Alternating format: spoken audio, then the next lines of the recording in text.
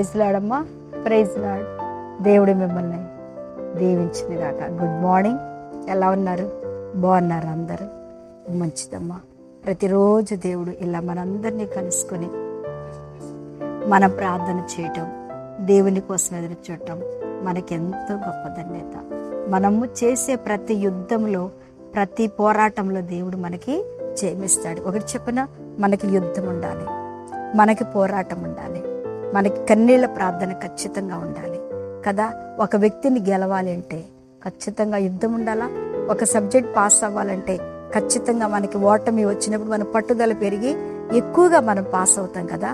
అలాగే దేవుణ్ణి స్తుతించడం ఎంతో ఎంతో ఎంతో మనకు ఆశీర్వాదం. ఆమేన్.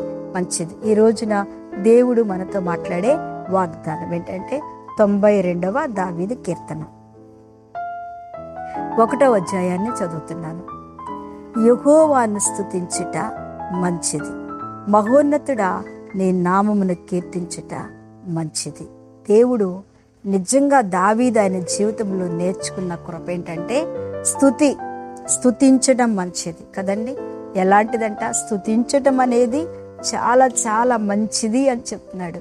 నిజంగా మనం ఒకసారి నాకు జరిగిన సంఘటన ఏంటంటే, స్తుతుల గంప ఖాళీగా ఉంది, విజ్ఞాపనల గంప నిండిపోయింది. నేను ప్రార్థన చేస్తున్నప్పుడు స్తుతుల గంప నిండలేదు, విజ్ఞాపనల గంప నిండింది. అప్పుడు దేవుని ఆత్మ ఆయన మనతో చెప్తున్న మాట ఏంటంటే, స్తుతుల గంప నిండాలి అంటే, స్తుతుల గంప నిండితే నేను అడుగుతున్నా, విజ్ఞాపనల గంప ఎందుకు నిండట్లేదు ప్రభువా అంటే, దేవుడు అంటున్నాడు, నీ విజ్ఞాపనలన్నీ నాకు తెలుసు.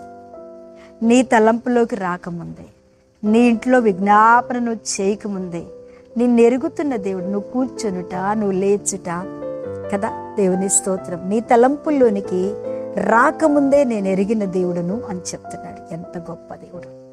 నిజమే. అందుకనే అయినా సరే మనం ఏం చేస్తాం? విజ్ఞాపన చేస్తూనే ఉంటాం, ప్రార్థన చేస్తూనే ఉంటాం, దేవుణ్ణి అడుగుతూనే ఉంటాం.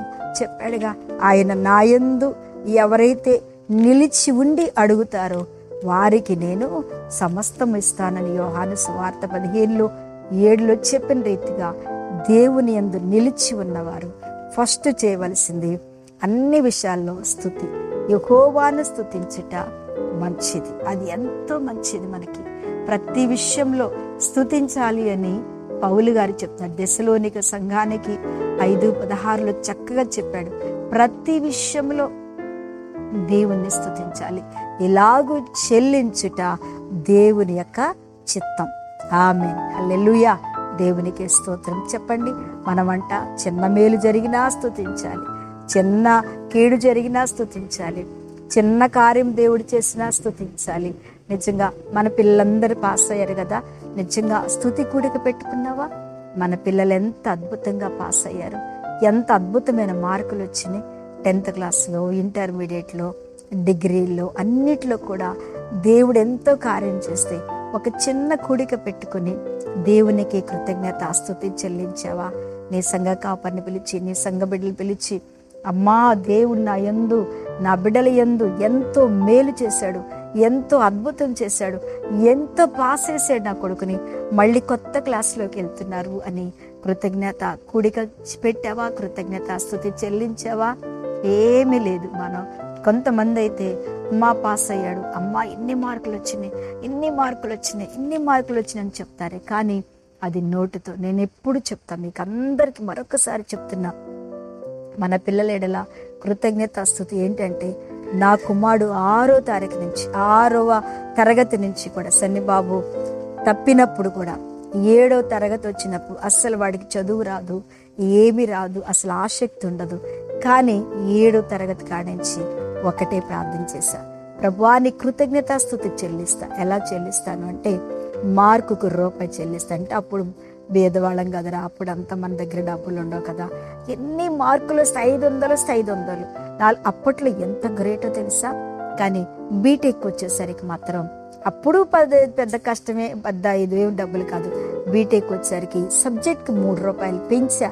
ఈరోజు సబ్బుకు పెరుగుతుంది, పంచదారకు పెరుగుతుంది, బెల్లంగా పెరుగుతుంది, కూరగాయలు అన్నీ పెరుగుతున్నాయి. కానీ దేవునికి మాత్రం మనం పెంచం. కదా. దేవునికి స్తోత్రం. దేవునికి ఇచ్చే విషయంలో మనం పెంచము, కృతజ్ఞతాస్తుతి చెల్లించే విషయంలో కూడా అసలు మనం పెంచం.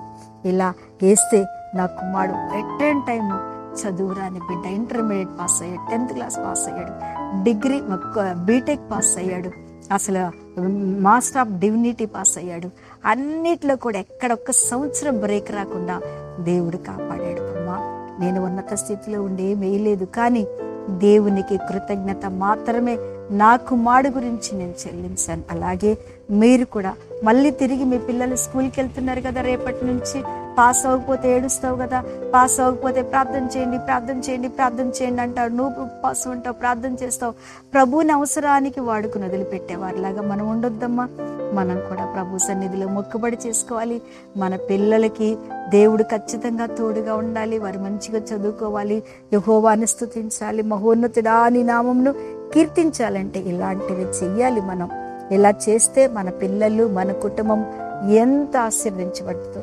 నిజంగా మనం ఎన్ని ఖర్చు పెట్టుకోవడానికి 1000 రూపాయలు 2000 అస్సలు లెక్క చేయం, కానీ దేవునికి ఇచ్చే విషయంలో మాత్రం చాలా బిగపడతాం కదా. అలా చేయొద్దమ్మా. ఎందుకో తల్లిగా మీకు చెప్తున్నాను, మీ పిల్లలు మంచిగా దీవించబడాలంటే, మీ పిల్లలు మంచిగా స్కూల్కి వెళ్ళాలంటే తప్పకుండా మీరు కృతజ్ఞత ఆస్తుతిని చెల్లించాలి. తప్పకుండా ఈ సంవత్సరం అంతా నా పిల్లల జీవితంలో జయము కలగాలి అని మీరు ఎప్పటికప్పుడు కూడా వారి కోసం ప్రార్థన చేయండి, వారి కోసం కృతజ్ఞతాస్తుతులు చెల్లించండి. దేవుణ్ణి స్తుతించటము, ఘనపరచటము, దేవుని కార్యాన్ని నెరవేర్చటం మనకి ఎంతో ఘనత. కళ్ళు మూసుకొని ప్రార్థన చేస్తాను. మహాపరిశుద్ధుడైన తండ్రి, మీకు స్తోత్రములు దేవా.